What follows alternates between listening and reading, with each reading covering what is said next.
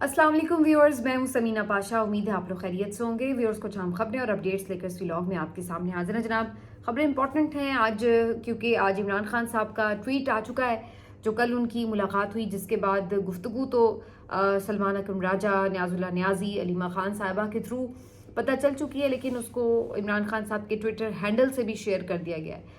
इसमें क्या ऐसी ख़ास बात है जो मैं आपके साथ शेयर करना चाहती हूँ, ये आपके साथ डिस्कस करूँगी। दूसरी तरफ आज पाकिस्तान तहरीक इंसाफ पंजाब की तरफ से ख़ास तौर पर मरियम नवाज़ हुकूमत के ख़िलाफ़ एक वाइट पेपर जारी किया गया है और इसके लिए एक तकरीब का इनेकाद किया गया था, जिसमें बाकायदा तौर पर ये इन्फॉर्म किया गया कि किस तरह से मरियम नवाज़ साहिबा ने जो PTI के मंसूबे हैं उनके ऊपर अपनी तख्तियाँ लगाकर और अपनी परफॉर्मेंस का ढोल पीटा, और इसके लिए एक खतीर रकम भी इश्तहारों के लिए, तशहीर के लिए ख़र्च की।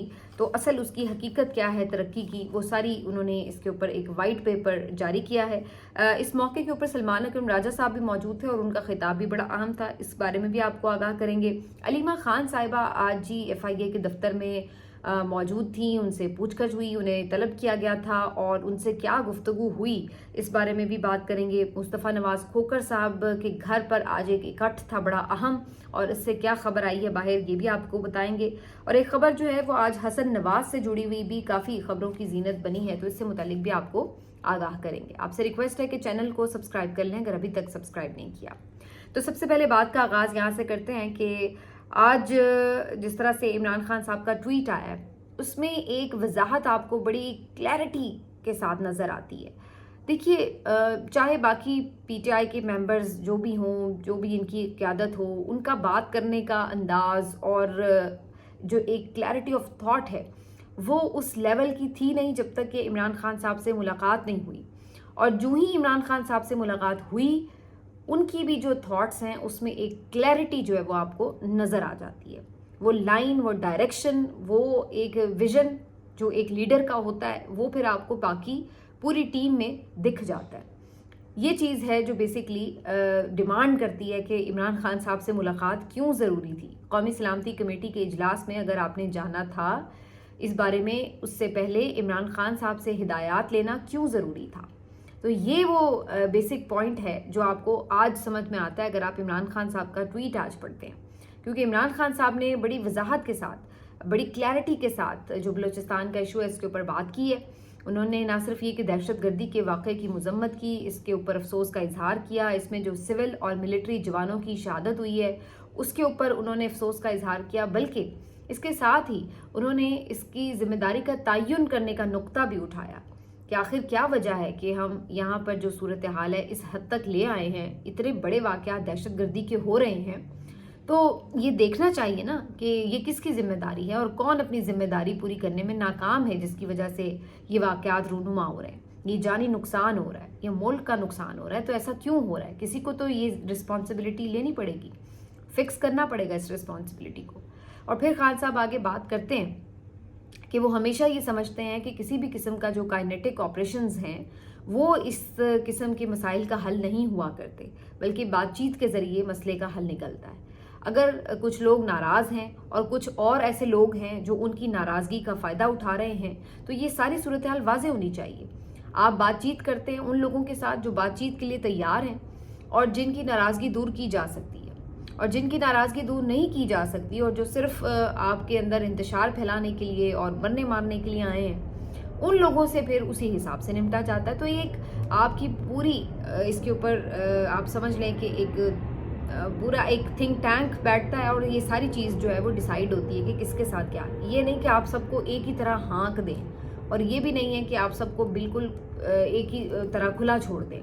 तो ये एक बड़ा संगीन और बड़ा सीरियस और बहुत अहम और बहुत पेचीदा मामला है, जिसको बहुत ज़्यादा एक बसारत और फहम व फरासत की ज़रूरत है सॉर्ट आउट करने के लिए, जिसके लिए आपको जो मुल्क के बड़े ब्रेन्स हैं उनको साथ बिठाने की ज़रूरत है, तमाम स्टेक होल्डर्स को साथ बिठाने की ज़रूरत है। और खान साहब ये बात कह रहे हैं कि जो सबसे बड़ी इस वक्त पार्टी है पूरे पाकिस्तान में, जिसकी एक रिप्रेजेंटेशन है, जिसकी सपोर्ट है, जिसको हर सूबे से वोट मिला है, जिसके हर सूबे में नुमाइंदे मौजूद हैं, सपोर्ट मौजूद है, जो फेडरेशन की इस वक्त सही तौर पर अलामत है, उसको, उसके सरबराह को अगर आप नहीं बुलाते تو آپ کس طرح سنجیدگی اپنی ظاہر کر سکتے ہیں کہ جی ہم اس معاملے کو سنجیدہ ہیں حل کرنے کے لیے.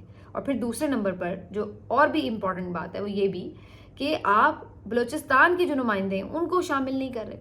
یعنی آپ کی جو قومی سلامتی کمیٹی بیٹھی ہوئی ہے وہاں پر، اس کے اندر کتنے لوگ ہیں جو اس ایریا سے تعلق رکھتے ہیں جہاں پر اصل میں پرابلم اس وقت چل رہا ہے. تو جو کوئی یہاں بیٹھا ہوا ہے اس کو کس حد تک اندازہ اور کس حد تک ادراک ہو سکتا ہے کہ وہاں کیا سچویشن ہے اور وہاں کے لوگ کیا چاہتے ہیں اور کس طرح سے چیزیں ہونی چاہیے، پرابلمز کیا ہیں. تو یہ وہ واضح ڈائریکشنز ہیں، وہ لائنز ہیں جو آپ کو ایک لیڈر دیتا ہے، اور وہ انہوں نے جب دی ہیں. تو آج میں سلمان اکرم راجہ صاحب کی جو گفتگو سن رہی تھی ایک تقریب میں، تو وہ مجھے اندازہ ہو رہا تھا کہ کتنی کلیئرٹی اور کتنے کانفیڈنس کے ساتھ اب وہ اس چیز کے اوپر بات کر رہے ہیں. یہ وہ ڈفرینس ہوتا ہے جو آپ کو ایک لیڈر سے مشاورت کے بعد ملتا ہے. ورنہ اس سے پہلے آپ دیکھ لیں کہ پی ٹی آئی کو سمجھ نہیں آ رہی کہ آپ نے ثانیہ جعفر ایکسپریس کے بعد ریاکشن کیا دینا ہے. حتیٰ کہ الٹا ان کے اوپر الزام لگنے شروع ہو گئے. ساری جو نااہلی ہے وہ تو حکومت پر آنی چاہیے تھی. تو زیادہ جو جس کو کہتے ہیں نا کہ پی ٹی آئی چڑھ دوڑتی ہے حکومت کے اوپر کہ جناب یہ آپ کے ملک میں ایسے واقعات ہو رہے ہیں، آپ ذمہ دار ہیں. الٹا ہوا یہ پڑا تھا کہ ڈیفینسو پوزیشن پہ انہوں نے لا کے پی ٹی آئی کو کھڑا کیا ہوا تھا، اور ان لوگوں کے پاس کوئی جوابی حکمت عملی نہیں تھی کہ کہنا کیا ہے. یہ عجیب طرح یا تو خاموش ہو جاتے ہیں اور یا جو ہے وہ ایک مفاہمانہ اور معذرت خواہانہ سا رویہ اپنا لیتے ہیں. نہیں نہیں نہیں، ہم نہیں ہیں، ہم نہیں، وہ جو انہوں نے کہا وہ ہم نے نہیں کہا، وہ یہ ہے وہ ہیں، ہم ڈسون کر دیتے ہیں، ہم یہ اس طریقے سے یہ فوراً گھبرا جاتے ہیں کہ جی ہم نے کہنا کیا ہے. اب جب وہ آگے سے ادھر سے ڈائریکشن آتی ہے پھر ان کو سمجھ لگتی ہے کہ اچھا جی یہ ہماری جو ہے وہ پارٹی لائن ہے، اور پھر وہ آپ کو نظر آتا ہے ایک کانفیڈنس کے ساتھ بات کرتا ہوا بندہ، ہر کوئی جو بھی ان سے پھر اس موضوع پہ بات کرے.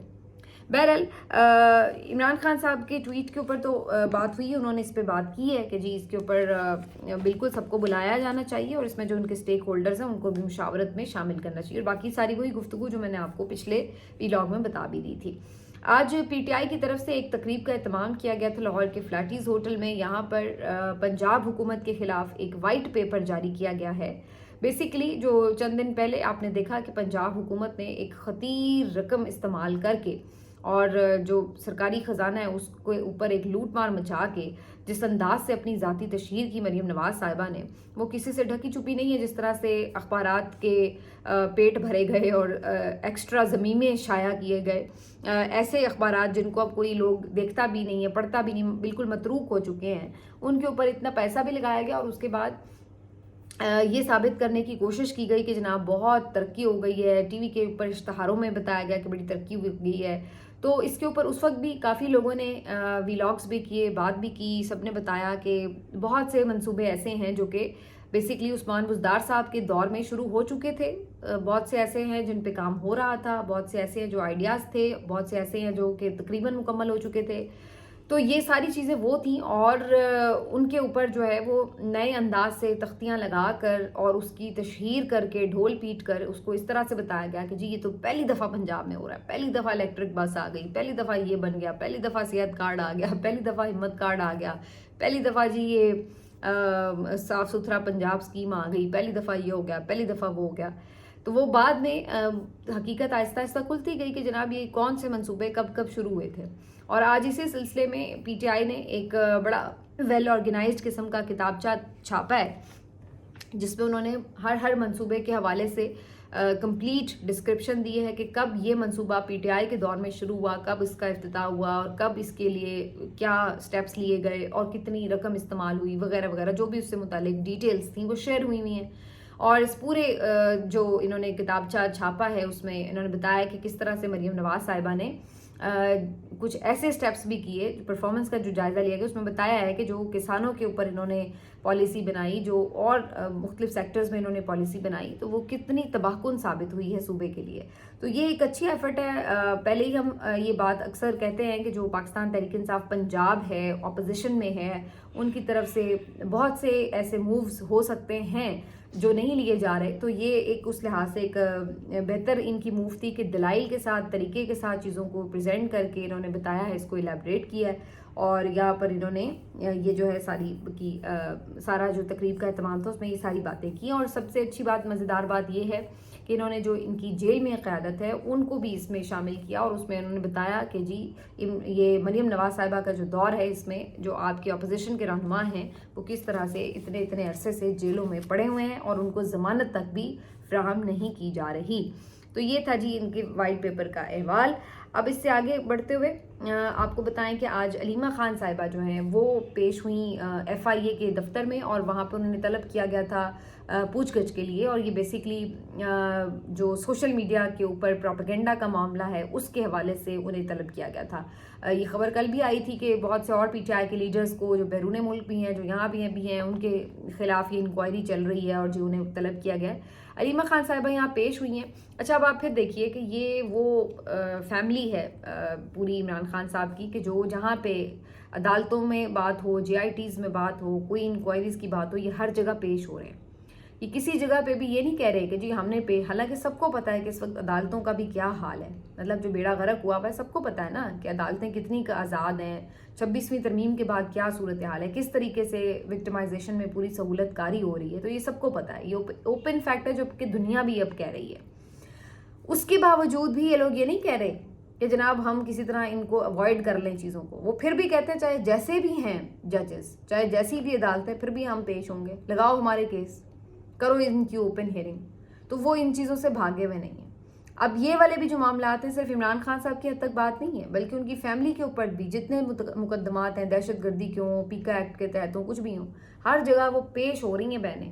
کوئی ایک ادھر پیشی ہے لاہور میں، کبھی کوئی انسداد دہشت گردی اسلام آباد میں پیشی ہے، کبھی اڈیالہ پہنچ رہی ہیں، کبھی FIA کے دفتر پہنچ رہی ہیں. تو پورا خاندان جو ہے وہ ہر جگہ پیش ہو رہا ہے. تو جب آپ سچے ہوتے ہیں، جب آپ کسی کاز کے لیے کام کر رہے ہوتے ہیں، تو پھر آپ ان چیزوں سے گھبراتے نہیں ہیں. دوسری طرف اگر آپ شریف فیملی کو دیکھیں تو یہ ہر وقت ان کی بہانہ خوریاں ہی نہیں جاتی. رونا دھونا ختم نہیں ہوتا تھا کہ جی ہمیں بلا کیوں لیا، نہ محرم آ گئے نیب کے دفتر، مریم نواز صاحبہ نہ جائیں. اور جناب وہ حسین نواز صاحب ایک دفعہ پیش ہوئے، ان کی تصویر جاری ہو گئی تو اس پہ واویلا مچ گیا کہ جناب بڑی کوئی تضحیق ہو گئی، یہ ہو گیا وہ ہو گیا. اور جو میاں صاحب ہیں وہ جب جاتے تھے تو پیشیوں پر، حالانکہ ان لوگوں کو تو آزادانہ پیشیوں کی سہولت حاصل تھی، اور اس کے بعد سارا ٹرائل کے دوران یہ آزاد رہے ہیں، اس کے بعد بھی آدھا وقت ہسپتالوں میں ہی رہے ہیں. تو یہ ساری چیزیں ریکارڈ کا حصہ ہیں، کوئی ہم اپنی طرف سے تو بات نہیں کر رہے. تو اس کے باوجود بھی ان لوگوں کے آپ نالے اور فریادیں اس وقت کی سنیں جن کے اوپر چند ایک دو کیسز ہوں گے میکسیمم. یہاں پہ 200 کیس بھرے ہوئے ہیں اور اگلا کہہ رہا ہے لگاؤ کیس جتنے مرضی لگاؤ اور کرو ہیئرنگز. اب خود یہ حالت ہے کہ خود ہیئرنگ نہیں کر رہے. یہاں پر نظام 200 کیس بنا کے بھی اتنا گھبراہٹ کا شکار ہے، اپنے ججز بٹھا کے بھی گھبراہٹ کا شکار ہے کہ ہیئرنگ کے لیے کیس نہیں فکس کر رہے. یہ حالت ہے ان لوگوں کی. اور اگلا وہ پھر دھڑلے سے 200 کیس بنوا کے بھی کہہ رہا لگاؤ ہیئرنگ پہ، جس مرضی جج کو بٹھاؤ لیکن لگاؤ، سنو کیس. یہ چیز ہوتی ہے. تو علیمہ خان صاحبہ سے 6 گھنٹے پوچھ گچھ ہوئی ہے، اور 6 گھنٹے پوچھ گچھ میں علیمہ خان صاحبہ جب باہر نکلی ہیں تو ان سے پوچھا گیا کہ جی کیا پوچھا. کہتی ہیں انہیں خود نہیں پتا کہ انہوں نے پوچھنا کیا ہے. ظاہر ہے کہ جب بیس لیس چیزوں کے اوپر آپ کیسز بناتے ہیں تو پھر یہی ہوتا ہے کہ آپ کے پاس کوئی نہ ایویڈنس ہوتا ہے، نہ کوئی کوشچن ہوتا ہے، نہ کوئی بات ہوتی. بس اصل میں تو فکس کرنا ہے، اصل میں تو آپ نے لوگوں کو تنگ کرنا ہے، اصل میں تو پریشر بڑھانے کے لیے یہ کیسز بنائے جاتے ہیں. تو ان سے پوچھ کہہ رہے ہیں کہ جی سوشل میڈیا آپ چلاتی ہیں. سوشل میڈیا چلانے کا ایک اتنی بے وقوفانہ بات ہے جو ان کے کسی کے پلے ہی نہیں پڑتی. ان کے دانشور جو ہیں ان سے آپ سن لیں، عجیب و غریب کہانیاں یہ سوشل میڈیا کے اوپر بنا رہے ہوتے ہیں. یہ آج تک سیریسلی یہ بلیو کر رہے ہوتے ہیں کہ کوئی ری ٹویٹ کی مشین ہے کوئی جبران الیاس کے پاس یا PTI کے جو دیگر سرکردہ سوشل میڈیا کے لوگ ہیں کہ جناب وہ پتہ نہیں ایک ٹویٹ کوئی کرتا ہے کوئی بندہ تو وہ اس کو جو ہے وہ ری ٹویٹ مشین کے ذریعے ہو جاتا ہے اور اس طرح یہ بیانیاں پھیل جاتا ہے. اور کوئی لاکھوں کے فیک اکاؤنٹس ہیں. یاد ہے آپ کو وہ جو ان کی ایک بچی تھی اروبا نامی جو فیس بک کے اکاؤنٹ کے اوپر انہوں نے اس کے اوپر کیس بنایا تھا کہ جی وہ پتہ نہیں کتنے لاکھ جو اکاؤنٹس ہیں وہ چلا سکتے ہیں. مطلب انسانی عقل جو ہے وہ بھی دنگ رہ جاتی ہے کہ بونگی مارنے کی بھی کوئی لمٹ ہی ہوتی ہے. مطلب آپ کوئی بونگی مارتے ہوئے تھوڑی سی لمٹ کا ہی خیال کر لیں. اس طرح کی یہ لوگ حرکتیں کرتے ہیں کہ بندے کو ہنسی آ جاتی ہے کہ یہ کیا نان سینس باتیں کرتے ہیں. ان کو ابھی تک یہ سمجھ ہی نہیں آ رہی کہ سوشل میڈیا ہے کیا اور یہ کیسے نیریٹو بلڈنگ ہو رہی ہے، یہ آپریٹ کیسے ہو رہا ہے. بھائی یہ کوئی بھی کنٹرول نہیں کر سکتا. یہ عوام ہے، یہ عوام کا رد عمل ہے، یہ عوام کے جذبات ہیں، وہ اپنی آ کے بات کرتے ہیں، جس کی بات پسند آتی ہے اس کو وہ پھیلاتے ہیں. یہ اصل کہانی ہے، صرف اتنی سی. اس کا کنٹرول کسی کے پاس بھی نہیں ہے.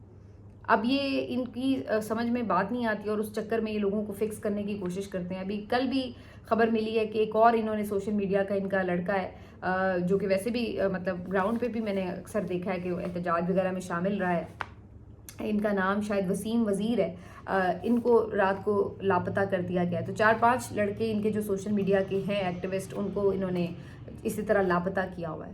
اور اس سے پہلے بھی جتنے لاپتہ کیے ان سے بھی اسی قسم کی بے وقوفانہ قسم کی انکوائری ہوتی ہے کہ جی آپ کیسے یہ بنا رہے ہیں، کس طریقے سے نیریٹو بلڈنگ ہوتی ہے اور کیا ہے. بھئی نیریٹو بلڈنگ حالات خود بخود کر رہے ہیں، لوگ خود دیکھ رہے ہیں اور بلڈ ہو رہا ہے نیریٹو کہ ہو کیا رہا ہے. بس یہ ہے بات، صرف یہ ہے کہ یہ کوئی ایسا نہیں ہے کہ کسی نے آپ کو ایک نیا پیکٹ بنا کے دے دیا اور آپ نے کھولا اور اس کے اوپر آپ سارے شروع ہو گئے.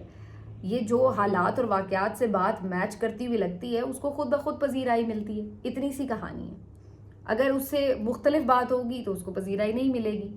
تو یہ سچ جو ہے وہ اپنا راستہ خود بنا لیتا ہے، اس کو لوگ زیادہ اپیل وہ کرتا ہے اور لوگ سنتے ہیں اور مانتے ہیں اور یہ نیریٹو بنتا ہے، خود بخود بنتا ہے. تو یہ چیز ان کی سمجھ میں نہیں آتی. یہ بونگیاں مارتے ہیں اور پھر بونگے سوال کرتے ہیں. تو یہی کچھ جو ہے وہ علیمہ خان صاحبہ کے ساتھ ہوا ہے. آج مصطفیٰ نواز کھوکھر صاحب کے گھر پر ایک اپوزیشن رہنماؤں کا اکٹھ ہوا ہے. تحریک تحفظ آئین پاکستان کے جو پلیٹ فارم سے مختلف رہنما جڑے ہیں وہ آج مصطفیٰ نواز کھوکھر صاحب کے گھر پہ بھی افطار دعوت پہ جو تھے موجود تھے.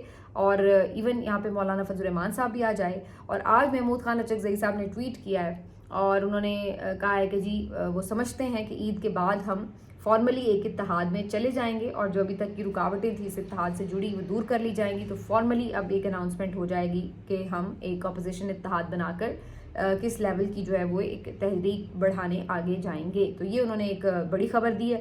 لیٹ سی واقعی ایسا ہوتا ہے یا نہیں اور مولانا کے تحفظات دور ہوتے ہیں یا نہیں. اب ویسے یہ جو قومی سلامتی کمیٹی والا معاملہ تھا اس پہ دوبارہ سے ان کے کچھ تحفظات ہوئے ضرور ہیں کیونکہ اس معاملے کے اوپر پی ٹی آئی نے ان سے کوئی کنسلٹیشن نہیں کی کہ ہم جا رہے ہیں یا نہیں جا رہے، بتایا تک نہیں. تو ظاہر جو آپ رابطوں میں ہوتے ہیں جب اپوزیشن کی جماعتوں سے تو پھر انہیں اعتماد میں لینا پڑتا ہے. لیکن یہاں پہ پرابلم یہ ہے کہ پی ٹی آئی تو خود آدھی رات تک بیٹھ کے یہ سوچ بچار کر رہی تھی کہ ہم کریں یا نہ کریں، کیونکہ آدھے لوگ ان کے جانا چاہتے تھے اور کچھ لوگ جو تھے وہ ڈٹے ہوئے تھے کہ عمران خان سے ملاقات کے بغیر جانے کا سوال ہی پیدا نہیں ہوتا. تو وہ ان کے آپس میں ڈیسائیڈ نہیں ہو رہا تھا تو انہوں نے باقی کسی کو کیا کنونس کرنا تھا کہ جانا چاہیے یا نہیں جانا چاہیے. تو یہ اس وقت ان کے اندر ساری سچویشن چل رہی تھی. لیکن بہرحال مولانا کی بات اپنی جگہ درست ہے کہ بھائی جب آپ اتحاد بنانا چاہتے ہیں تو پھر اس طرح کی چیزوں پہ مشاورت تو ہونی چاہیے. بہرحال اب دیکھتے ہیں کہ یہ جو آج کا اکٹھ ہے اس سے مزید کتنی کلیئرٹی ملتی ہے اپوزیشن کو اور اس کے اوپر کوئی اناؤنسمنٹ عید کے بعد نظر آتی ہے یا نہیں. آخر میں جی یہ سٹوری حسن نواز جو ہیں وہ ڈیفالٹر قرار پائے ہیں برطانیہ میں اور ان کے اوپر 52 لاکھ پاؤنڈ کا جرمانہ بھی جو ہے وہ عائد کر دیا گیا ہے.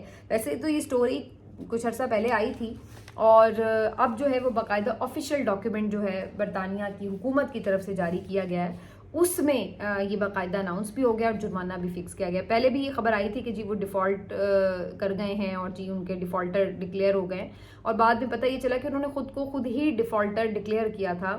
اور بہت سے لوگوں کا یہ کہنا ہے کہ یہ بیسکلی ٹیکس ایویژن کے لیے ہوتا ہے، یعنی کہ آپ یہ ظاہر کر دیں کہ جی میرا تو سارا کاروبار تباہ ہو گیا، میں ڈیفالٹ کر گیا لہٰذا میں ٹیکس تو پے ہی نہیں کر سکتا.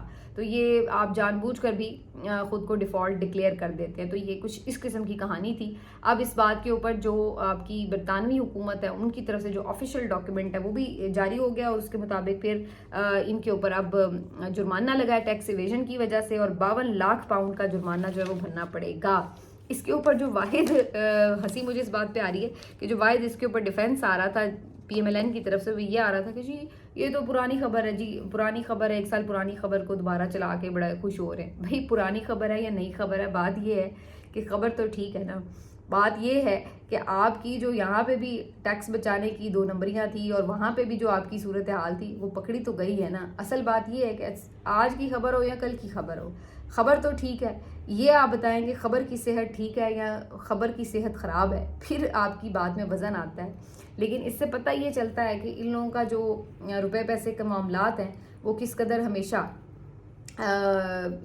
کس طرح کے ہوتے ہیں، ڈوبیس سے ہی ہوتے ہیں، اور آپ ان کو کبھی بھی یہ نہیں کہہ سکتے کہ یہ کلین قسم کے لوگ ہیں اور کلین طریقے سے چل رہے ہیں. تو اپنے ملک میں تو چلیں ہم بڑی جگاڑے لوگ کرتے ہیں اور بڑا کچھ کرپشن سے مال بناتے ہیں، سب کچھ کرتے ہیں، یہ ادھر بھی جا کے باز نہیں آ رہے. تو وہاں تو پھر ذرا کچھ قانون ڈفرینٹ قسم کا ہے، تو وہاں پھر آپ قانون کے نیچے آ بھی جاتے ہیں. تو یہ والی صورتحال ہے. بہرحال ظاہر ہے اس طرح کی چیزوں سے کوئی نیک نامی تو نہیں ہوتی نا.